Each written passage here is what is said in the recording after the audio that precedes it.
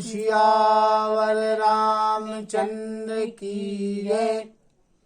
राम कथा के रस के तुम भक्त रासुमति धीर। आई सुवासन करी प्रभु तेज पुंज कपिवीर। लखन सिया रामचंद्र की जय। कल के प्रसंग में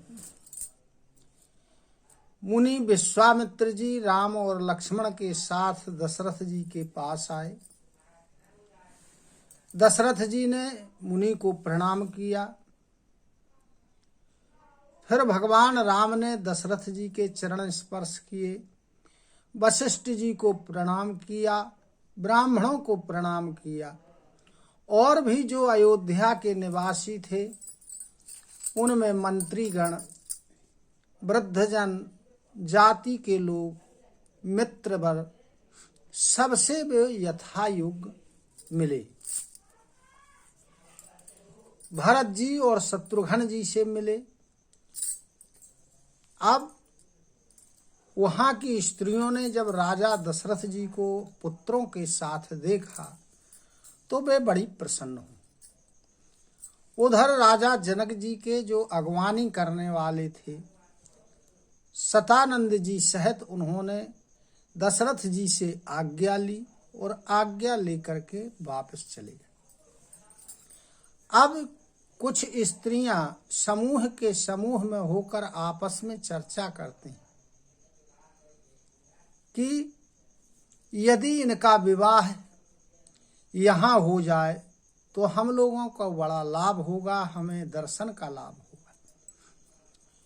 इसी नाते यहाँ सीता जी को लेने आएंगे तो हम लोगों को भी इनके दर्शन होंगे। इस प्रकार आपस में स्त्रियां बातचीत कर रही और कह रही कि दोनों राजा बड़े भाग्यशाली हैं, इन्होंने शिव जी की बड़ी आराधना की होगी। इस प्रकार स्त्रियां आपस में बातचीत कर रही जनकपुर, और उनकी बातचीत अभी चल ही रही है।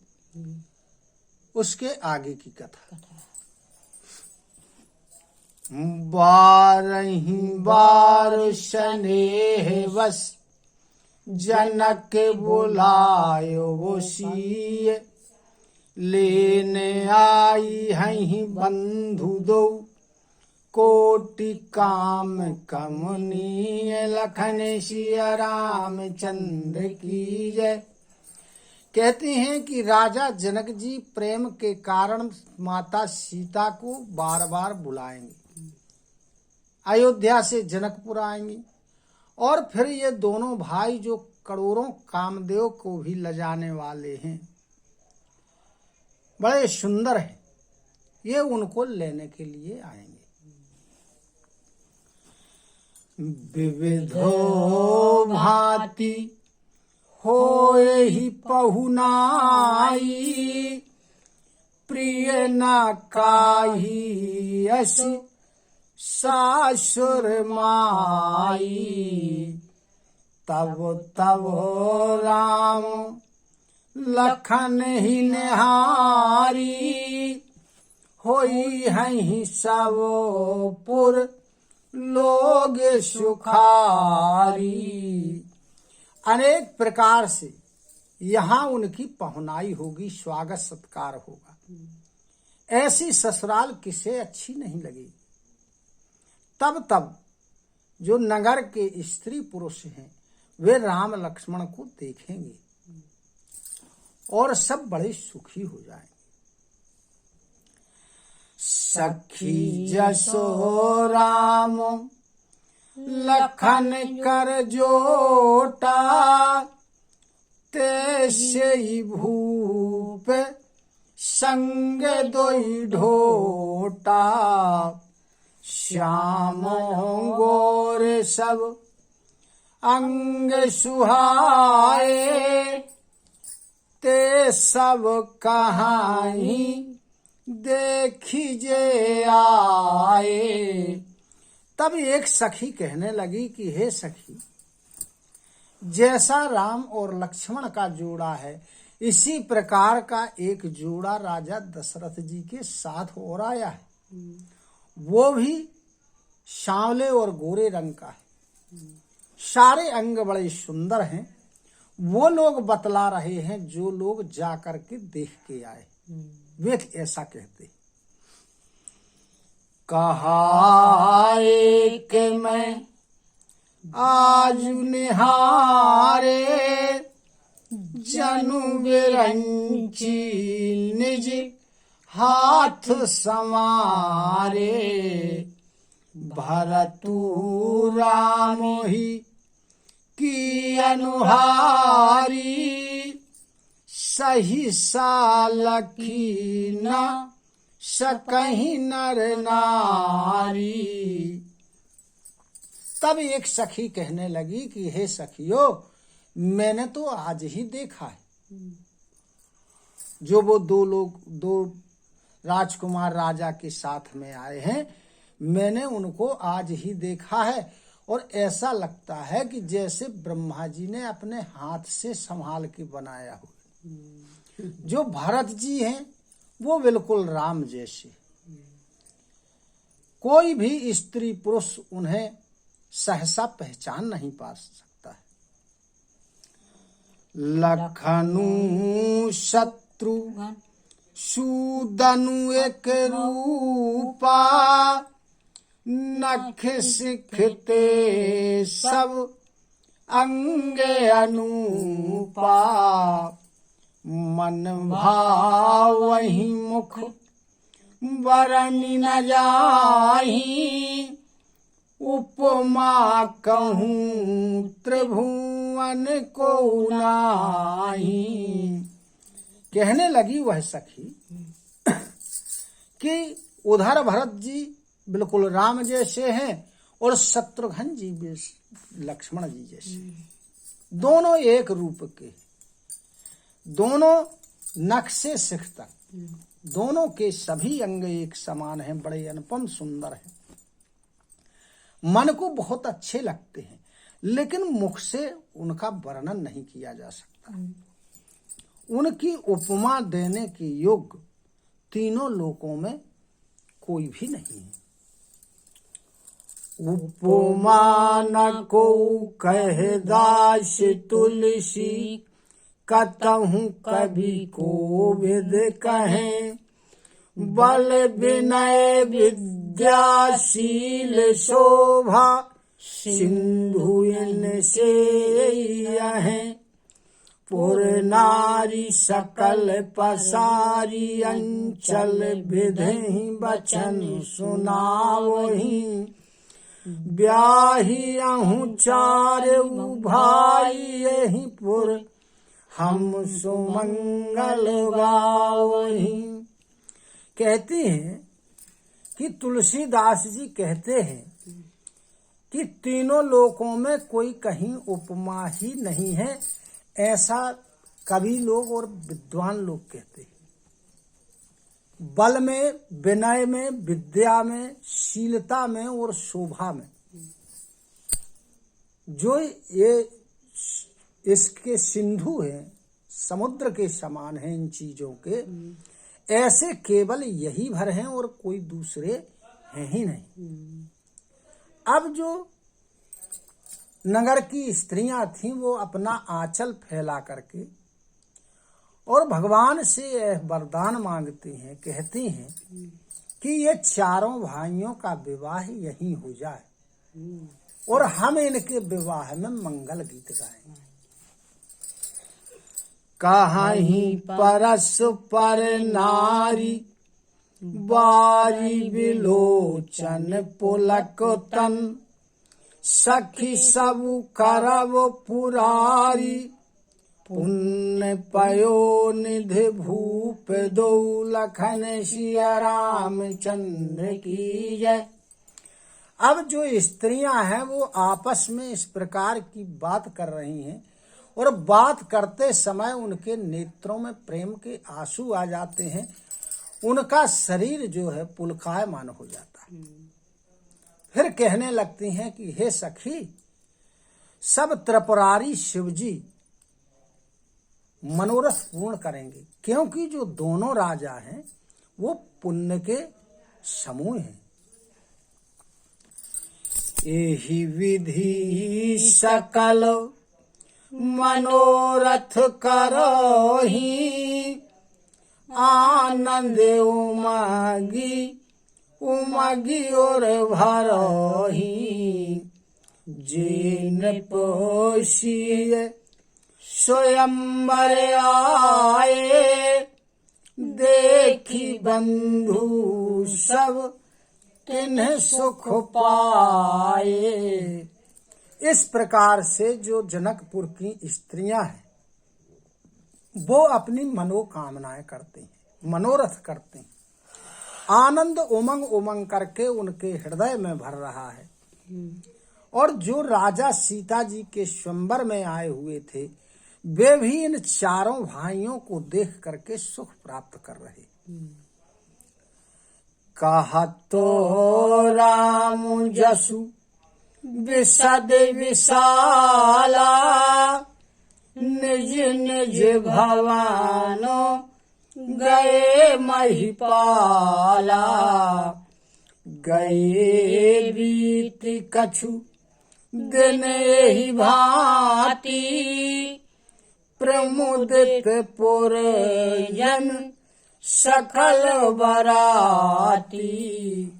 अब जो राजा लोग थे वो भगवान राम का यश का वर्णन करते हुए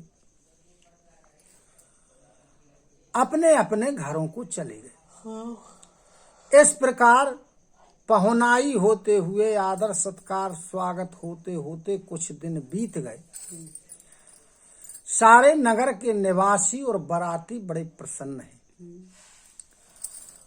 मंगलो मूल लगन दिनु आवा, हिम ऋतु अगोहनु मासु सोहावा, ग्रह तिथि नखतु जोग बरवारू, लगन सोधी विधि कीन विचारू। अब इसी प्रकार कुछ दिन बीतने के बाद वह शुभ दिन आ गया, इसका भावर पढ़ने का। कब था? हेमंत ऋतु थी, अगहन का शुभ महीना था, सुहावना महीना था। ग्रह तिथि योग लग्न नक्षत्र दिन आदि सब अच्छे थे, सब श्रेष्ठ थे। और लग्न जो है सोधी किसने? ब्रह्मा जी ने। ब्रह्मा जी ने उसके ऊपर विचार किया।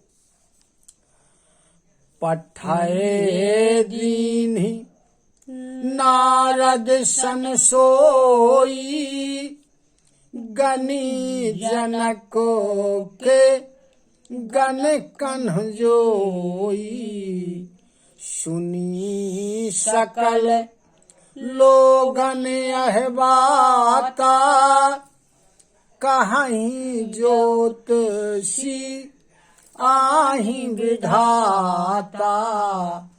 अब लग्न शोधी गई, लग्न पर ब्रह्मा जी ने विचार किया, लग्न पत्रिका लिखी गई और भेजी किसके हाथ से गई? नारद जी। नारद जी के द्वारा वो लग्न पत्रिका बारात के पास भिजवाई गई। अब वहां क्या हुआ कि जो बारातियों में ज्योतिषी थे बारात में, उन्होंने उसकी गणना कर रखी थी। जब सब लोगों ने लग्न पत्रिका को सुना, लग्न के मुहूर्त को सुना, तो कहने लगे कि ब्रह्मा जी तो ज्योतिषी हैं। धेनु धूरी वेला विमल, सकल सुमंगल मूल, विप्रन कहो विदेह सन, जानी सगुन अनुकूल, लखन सिया रामचंद्र की जय। अब क्या था? गोधूल की वेला थी। कैसी? सभी प्रकार के सुमंगलों की देने वाली। उस बेला में जनकपुर के ब्राह्मणों ने राजा जनक जी से कहा, उपरोहित ही कहो नर नाहा, अब विलंबो कर कारण काहा। सतानंद तब सचो बुलाए, मंगल सकलो साजी सब लाए। तब राजा जनक ने अपने उपरोहित सतानंद जी से कहा कि अब देरी करने का कारण क्या है। तो सतानंद जी ने सब सचिवों को बुलाया, मंत्रियों को बुलाया। तो वे जो विवाह का सामान है, उसकी सामग्री है, सब सजा करके ले आए। शंखो निशानो पनव बहुबाजे, मंगल कलश सगुन शुभ साजे। सुभग सुवासिनी गावहि गीता, करहि वेद धुनि विप्र पुनीता। अब शंख नगाड़े ढोल आदि बहुत प्रकार के बाजे बजने लगे, मंगल कलश सजाए गए और शुभ शकुन की वस्तुएं जैसे दधी है, दूर्वा है, ये सब सजाई गई। और जो सौभाग्यवती स्त्रियां थीं वो मंगल गीत गाने लगी। जो ब्राह्मण लोग थे वो वेदों का उच्चारण करने लगे। लेने चले सादर ही भांति, गए जहां जन वास बराती। कौशल पति कर देखी समाजू, अति लघु लागो तिनहि सुर राजू। सब लोग इस प्रकार बड़े आदर के साथ बारात को लेने के लिए चले। कहाँ? जहां बारात जनमाशी में रुकी हुई थी।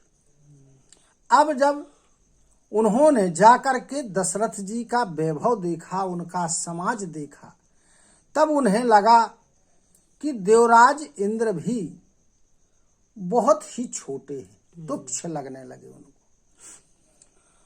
भयो समो अब धारिय पाऊ, यह सुनि परा निशा नहीं घाऊ। गुरु ही पूछ करी कुल विधि राजा, चले संग मुनि साधु समाजा। अब जो बारात को लेने के लिए गए थे, उन्होंने राजा दशरथ जी से निवेदन किया कि अब जो है विवाह का मुहूर्त आ गया है, अतः अब चलिए आप लोग। ऐसा सुनते ही वहां बारातियों के बाजे बजने लगे। राजा दशरथ जी ने गुरु जी से पूछा और अपनी कुल की रीति के अनुसार सब कुछ किया और मुनियों का, साधुओं का समाज आगे करके राजा दशरथ जी चल दिए।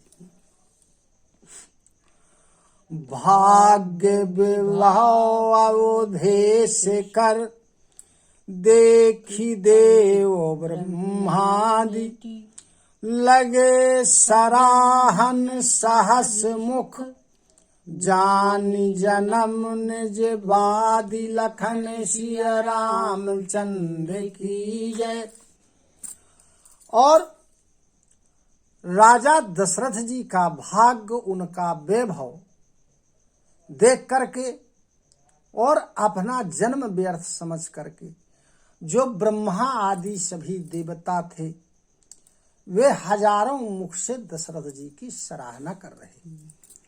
बोलो सियावर रामचंद्र की जय।